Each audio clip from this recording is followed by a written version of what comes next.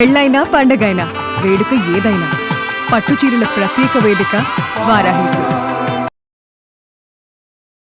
నమస్తే, welcome to Suman TV. నేను పద్మిని. ప్రస్తుతంతో పాటు ప్రముఖ ఆధ్యాత్మికవేత్త, tarot card reader, astrologer, Vedic nutritionist, అలాగే cancer life coach Vanaja Ramashetti గారు మనతో పాటు ఉన్నారు. మాట్లాడదాం. మేడం నమస్తే. మేడం నమస్తే అమ్మా పద్మిని.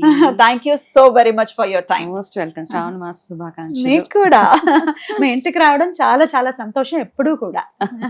Same here. సో అయితే ఇవాళ మీ నుంచి మీరు టారో కార్డ్ రీడర్ చాలా బ్యూటిఫుల్ గా ప్రొడక్ట్ చేస్తూ ఉంటారు. నాకు స్వానుభవాలు కూడా ఉన్నాయి.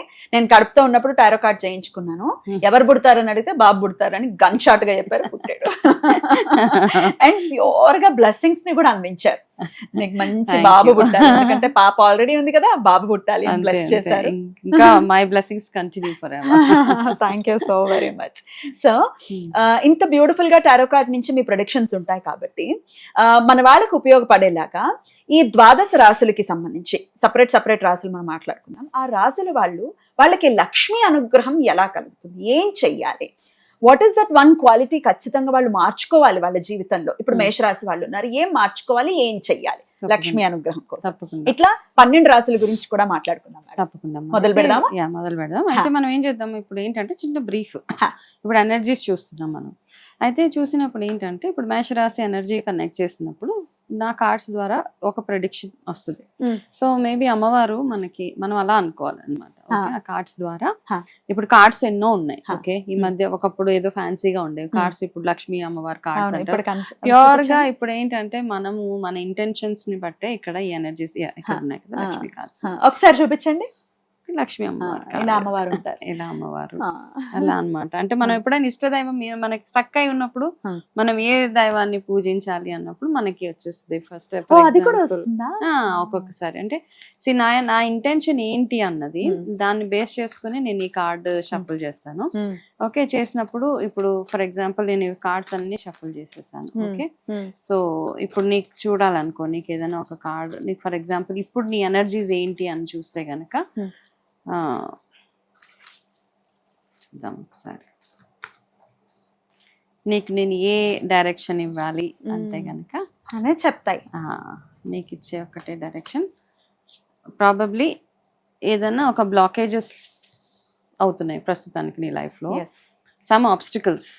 ఓకే, ఆ ఆబ్స్టికల్స్ కాబట్టి నీకు వచ్చిన కార్డు విఘ్నేశ్వరుడు, నా ఇష్ట దైవం, ఆరాధ్య దైవం. ఓకేనా? సో ఏమవుతాయంటే అప్పుడు ఏమంటే గణేష ఎనర్జీ ఏదైతే ఉందో, అంటే విఘ్నేశ్వరుడికి సంబంధించి పూజలు కానీ నేనేం సజెస్ట్ చేస్తాను, నిజంగా విపరీతంగా ఆబ్స్టికల్స్ ఉన్నాయనుకో ఒక గణపతి హోమము ఒక రోజు చేయించుకున్నగలిగితే ఎక్సలెంట్ గా ఫ్యూచర్ బాగుంటుంది. Amazing amazing. చాలా చాలా సంతోషం. సో మరి ఇప్పుడు రాశుల గురించి మాట్లాడేస్తాం. వృశ్చిక రాశి, వీరికి ఎలా ఉండబోతుందండి శ్రావణ మాసం నుంచి? తప్పకుండా లక్ష్మీదేవి ఏం చెప్తుందో వీళ్ళ కోసం నాకు ఖచ్చితంగా, అంటే నాకు రిలేషన్ లేదు వృశ్చిక రాశితో, కానీ ఎప్పుడు పాపం మా రాశి ఇంతే, మా జీవితాలు ఇంతే అని పాపం కమెంట్స్ చేస్తుంటారు. I feel very sad for them. వృశ్చిక రాశి చూద్దాం. వృశ్చిక రాశి వాళ్ళకి ఓకే, డెఫినెట్ గా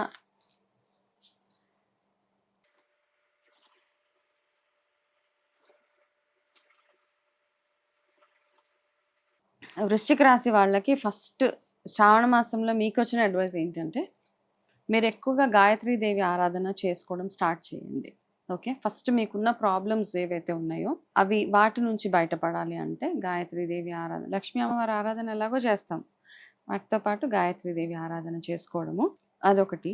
వీళ్ళకి ఇప్పుడు స్టార్టింగ్లో నువ్వు చెప్పావు కదమ్మా పద్మిని, వీళ్ళకి ఎప్పుడు అదొక ఫీలింగ్ ఉంటుంది, నేను ఇంతే, నా లైఫ్ ఇంతే, మా లైఫ్ ఇంతే. సో అది ఎందుకు అవుతుంది అంటే మనము ఇప్పుడు మామూలుగా ఏదైతే జపిస్తామో కదా, జపాలు ఎందుకు చేస్తాము, మనం ఏదైనా మనకి మంచి అవ్వడానికి కదా.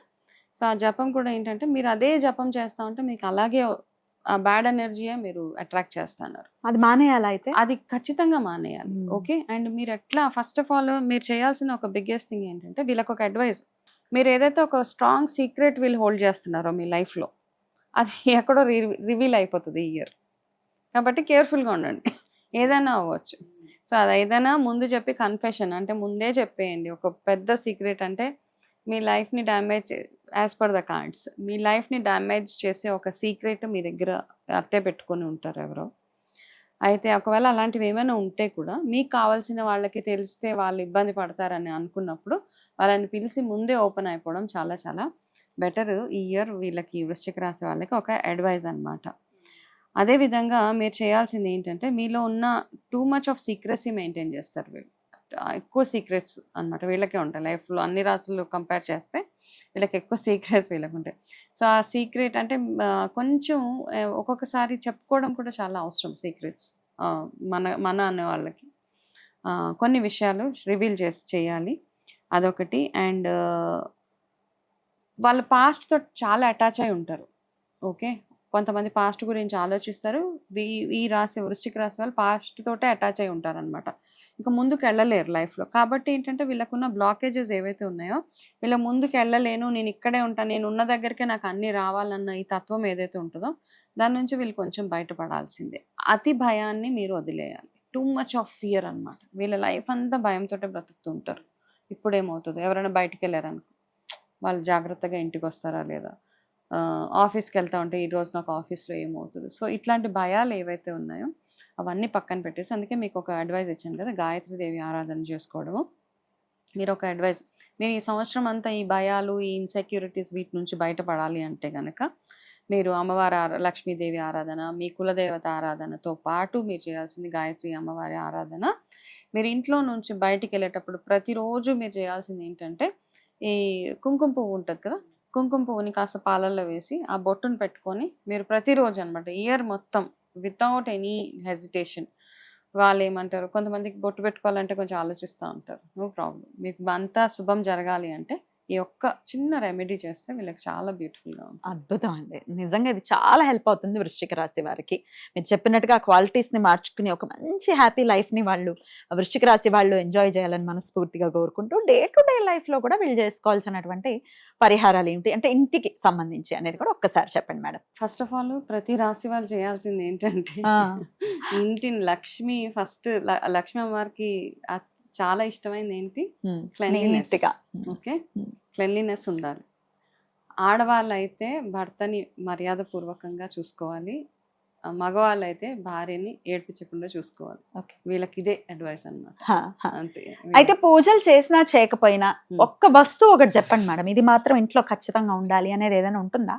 మనం పూజ చేసినా చేయకపోయినా ప్రతి హిందూ ఇంట్లో ఉండవలసిన కొన్ని వస్తువులు ఉంటాయి, లక్ష్మీప్రదం అన్నమాట.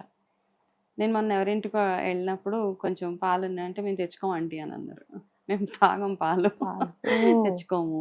పెరుగు లేదు, బయట నుంచి కొనుక్కొచ్చుకుంటాం. సో ఇవన్నీ కాదు, మన ఇంట్లో ఖచ్చితంగా ఉండవలసింది లక్ష్మీ కటాక్షం కోసము పసుపు, కుంకుమ, పాలు, పెరుగు, నెయ్యి.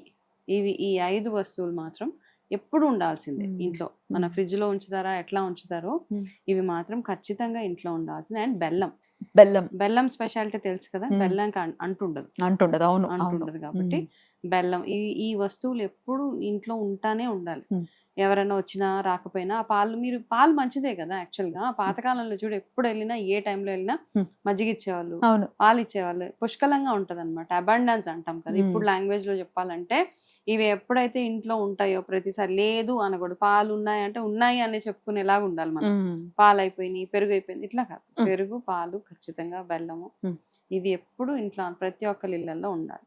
అండ్ గుమ్మానికి పసుపు, కుంకుమ ఉంటే లక్ష్మీ కటాక్షం. మీరు ఏం చేసినా చేయకపోయినా ఇవి మాత్రం ఎప్పుడు ఉంచుకునేలాగా చూసుకోవాలి. అద్భుతం అండి, ఇది మంచి సజెషన్ అందరికీ కూడా. చాలా అద్భుతంగా తెలియజేశారు. కృతజ్ఞతలు మేడం. నమస్తే. నమస్తే.